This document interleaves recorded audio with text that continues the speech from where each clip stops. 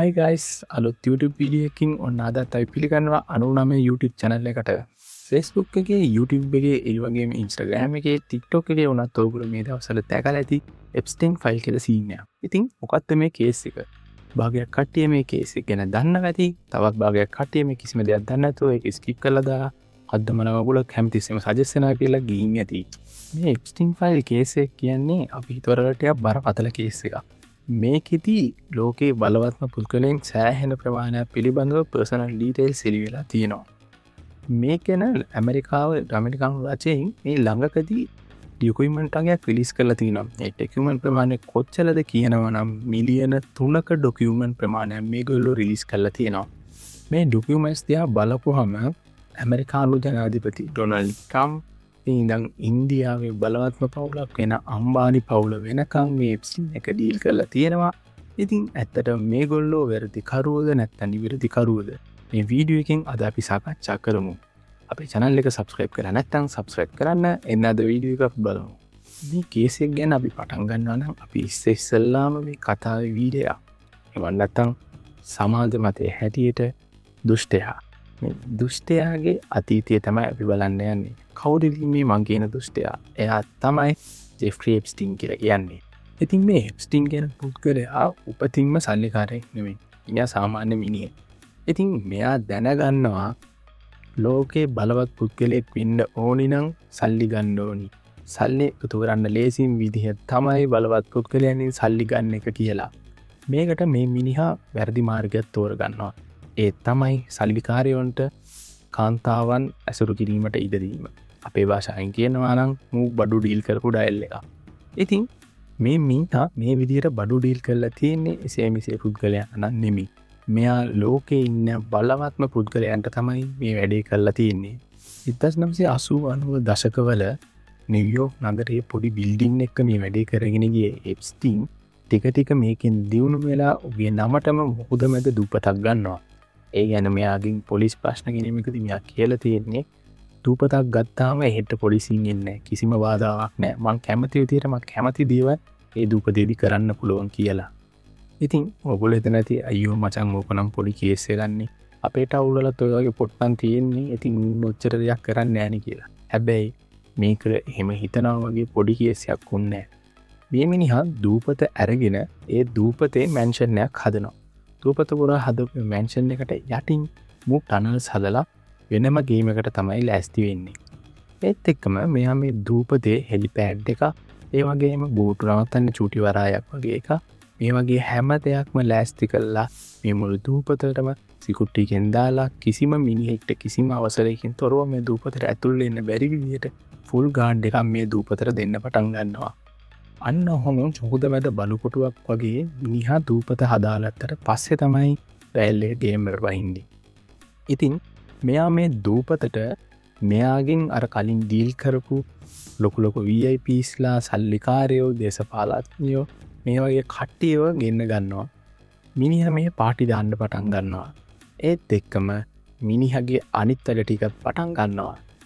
අනිත් වැඩ කියන්නේ මෙන්න මේ මිනිහා මෙයාගේ ප්‍රධානම වැඩේ වෙන බඩු ඩීල් කරන එකට මෙයා දකින්න ලස්සන ගෑනු ළමයි හැමෝම මේ දූපතට අරන් ඇවිල්ලා තියෙනවා. හැබැයි මෙයා ඒගොල්ලෝ එක්කන් ඇවිල්ලා තින්නේ ඒගොල්ලන්ගේ කැමැත්තේ. පොරත් එහෙම වෙන දේවල් ගැන කියලා තමයි ඒ ගෑන් ළමයි එක්කන් ඇවිල්ලා තින්නේ. රට තැන ඒකත් කොයිනියට අදාළ නැහැ.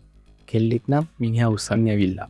ඉතින් මේකේ භයානකම් පැත්ත කියන්නේ මේ මිනිහා අවුරුදු 6, 7, 8 වයසල ඉන්න ගෑනු ළමයිනුත් මේ දූපතට ගෙනත් තියෙනවා.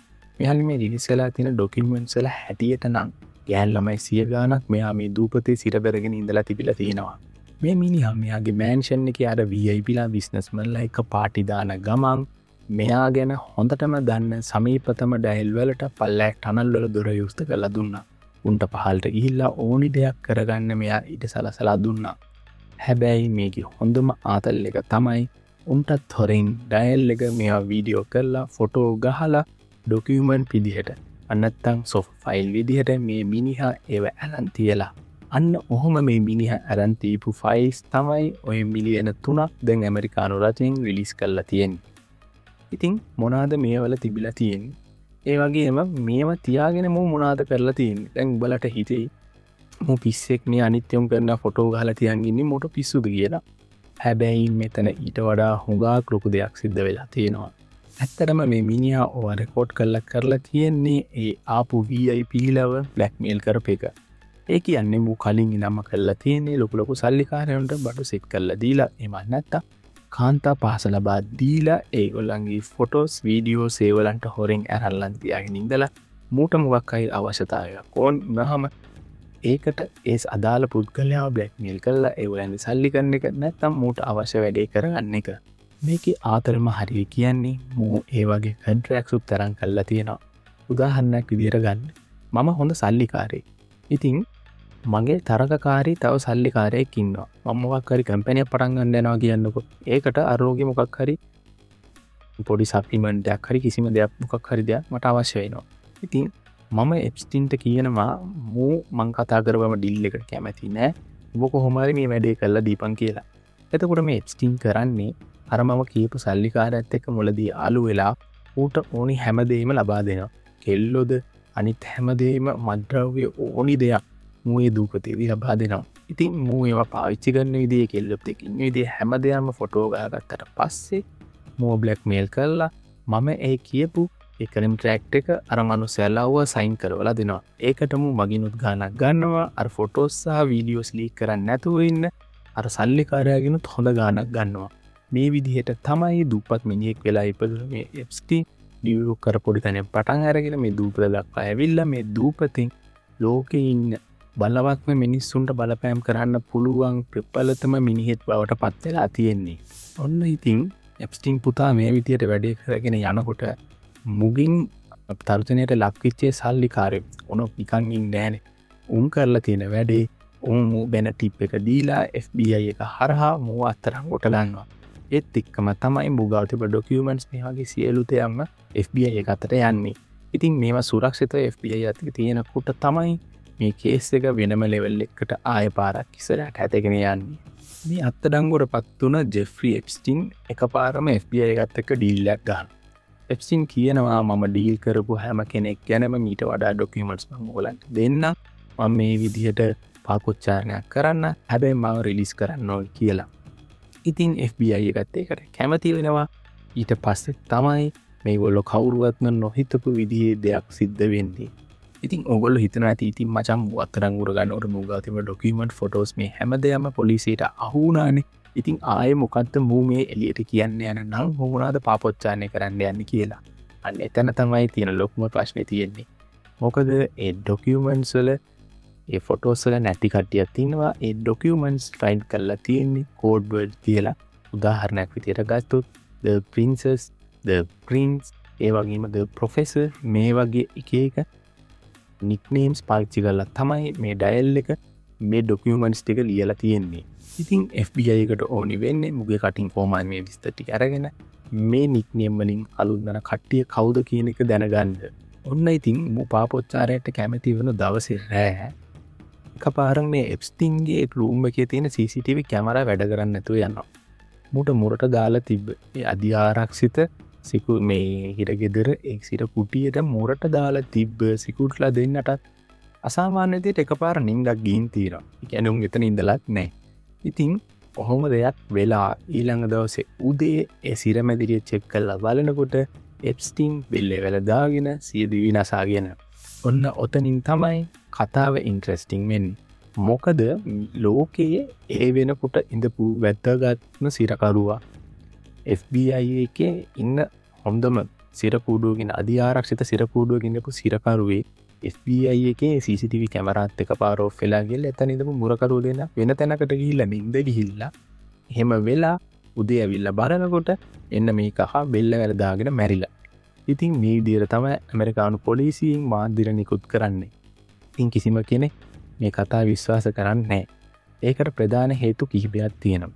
සෙට් එකක් කියනවා මේ එප්ස්ටීන් එයාගේ ඩෙත් එක ෆේක් ඩෙත් එකක් කරලා පොරේතන හිරගෙදරින් පැනගත්තා. දැන් මිනිහා වෙනම නමකි. තම වෙනම විදිහකට වෙස්මාරු කරගෙන ලෝකෙ කොහේ හරි මුගේ ඉන්ෆ්ලුවන්ස් පාවිච්චි කරලා සතුටින් ජීවත් වෙනවා ඇති කියලා. තව සෙට් එකක් කියනවා මූ අර වැඩ කරවගත්තු සල්ලිකරුට එකතු වෙලා නන් ටික කියයි කියලා ඌට ෂොට් එක දුන්නා කියලා. ඉතින් මේ ගැන ලොකු ඩිබේට් එකක් යනවා. ඉතින් මේ මැරුවා කියන කට්ටිය මේක ක්ලීන් අප් ජොබ් එකක් කියලා තමයි සෝෂල් මීඩියා වල හුඟක් ඩිබේට් කරලා තිබ්බේ. ඔන්න ඉතින් ඒත් එක්කම ගිය පාර ඇමරිකානු මැතිවරණෙත් එනවා. එප්ස්ටීන් ලොක්කා මැරුණනේ. දැන් උසාවියේදී සාක්ෂි දෙන්න උනේ නැහැ.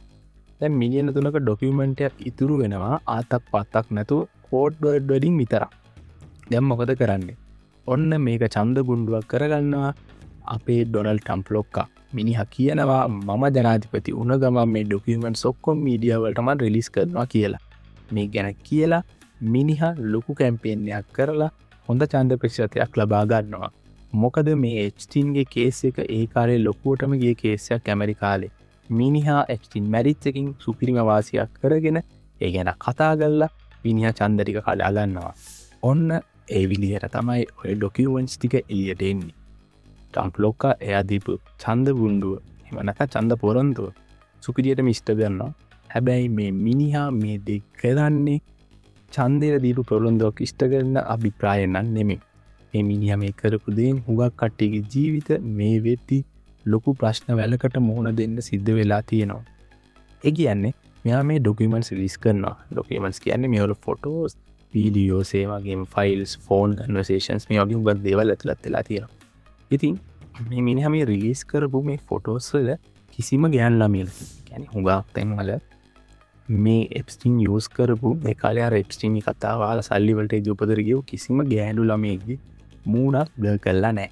ඒ වෙනුවට මෙයා ඒවා කෙලින්ම තමයි විඩියෝ එක රිලීස් කරලා තියෙන්නේ.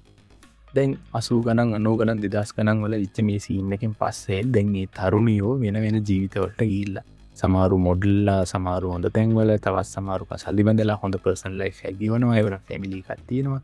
මේ මීයා මේ කරපු වැඩේ ඒ සියල්ල මේවා වෙලා ඒ හොඳ තැන්වල ඉඳපු කට්ටියගේ රෙපියුටේෂන් එක නැති වෙලා අර කසාදි බඳලා පර්සනල් ලයිෆ් එක ගෙවගෙන ඉඳපු කට්ටියගේ පවුල් ඩිවෝස් වෙන තරමට ගිහිල්ලා ලොකු ප්‍රශ්න ගොඩකට දැන් ඒගොල්ලන්ට මුහුණ දෙන්න සිද්ධ වෙලා තියෙන්නේ. ඉතින් හුඟක් කට්ටිය මේ ගැන ඩිබේට් කරන්නේ ට්‍රම්ප් වෙලාව බලලා ෂොට් එක දුන්නා කියලා. ඒ කියන්නේ එප්ස්ටීන්ගේ ට්‍රම්ප්ගේ හුඟක් හොඳ යාළුවෝ. මේ හුඟක් ෆොටෝස් ඇන් වීඩියෝස් වල ඔයගොල්ලෝ දැකලා ඇති ඩොනල්ඩ් ට්‍රම්ප් එක්ක එප්ස්ටීන්ුත් ඉන්නවා. ඉතින් මේ ගැන මේ එප්ස්ටීන්ගේ කේස් එක යනකොට එප්ස්ටීන් අහනකොට එප්ස්ටීන් කියලා තින්නේ අපි දෙන්න හොඳ යාළුවෝ. එප්ස්ටීන් කියලා තින්නේ ට්‍රම්ප් නම් මේ හැමදේම කරා ඒ යතේ දූපතට ඇවිල්ලා හැමදේම මේවා කරා කියලා. හැබැයි ට්‍රම්ප් මේක ප්‍රතික්ෂේප කරලා තිනවා. ට්‍රම්ප්ගෙන් අහනකොට ට්‍රම්ප් කියලා තින්නේ අපි දෙන්න හොඳ යාළුවෝ. මේ මිනිහා නිව්යෝක් වල ඉන්න කාලේ මාත් නිව්යෝක් වල තමයි හිටියේ. අපි දෙන්න එකට පාටි වලට ගියා. මං මේ මිනිහාගේ දූපතේ පාටි වලට සහභාගී වුණා. ඒ වුණාට එහෙවිච්ච අනිත් කිසිම දෙයක් ගැන මන් දන්නේ නැහැ කියලා. ඉතින් මේ විදිහට තමයි ට්‍රම්ප් ලොක්කා මේ ප්‍රශ්نين ගැලවිලා තියෙන්නේ. මේ එප්ස්ටීන් ෆයිල් එක ගැන සාකච්ඡා එනකොට කියන්නේ මේ කේස් එක ගැන හුඟක් මීඩියාස් වල එහෙම ෂෙයා වෙලා ඩීටේල්ස් එහෙම ලීක් කරලා පොඩ මං කියන්නේ මුල් කාලේ මෙයා වෙනකොට දැන් ওই දූපතේ ඉඳපු කෙල්ලෝ ඉන්නවනේ. ඒ කෙල්ලුව ෆේක් පබ්ලිසිටි එකක් ගන්න ආපි ඉන්න කාලේ මෙහෙම වුණා අර ආවා මෙයා ආවා කියලා පෝස්ට් දැම්මා. ඒ වගේම ඩොනල්ඩ් ට්‍රම්ප්ගේ සමහර කැම්පේන් වැඩවලට ඩිස්ටර්බ් වෙන විදිහට පෝස්ට් දාපු මොඩල්ස්ලා වගේ කට්ටියක් ඉඳලා තියෙනවා. ඉතින් ඒගොල්ලන්ගේ රෙපියුටේෂන් එක නැති කරන්න මේ නම කැත කරන්න බලාගෙන තමයි ඒගොල්ලන්ගේ මූණු බ්ලර් කරන්නේ නැතුව එහෙම් පිටින්ම ඩොනල්ඩ් ට්‍රම්ප් ලොක්කා මේවා රිලීස් කරලා තියෙන්නේ. හැබැයි ඔන්න ඕක ASCII තව මේම දෙයක්ත් වෙනවා. සෝෂල් මීඩියා වල ඔයගොල්ලෝ දැක නැති ෆොටෝ එකක් චුටි ගෑනු ළමෙක් ට්‍රම්ප්ගේ ඔක්කේ වාඩි වෙලා ඉන්නවා වගේ. ඉතින් ඇත්තටම ගත්තව ඒ ඉන්නේ ට්‍රම්ප්ගේ දුව ඉවන්කා ට්‍රම්ප්. ඉතින් හුඟක් කියමු මේ එප්ස්ටීන් ෆයිල් එක ASCII ට්‍රම්ප්ට මඩ ගහන්න ඒ ෆොටෝ එකත් ෂෙයා කරනවා.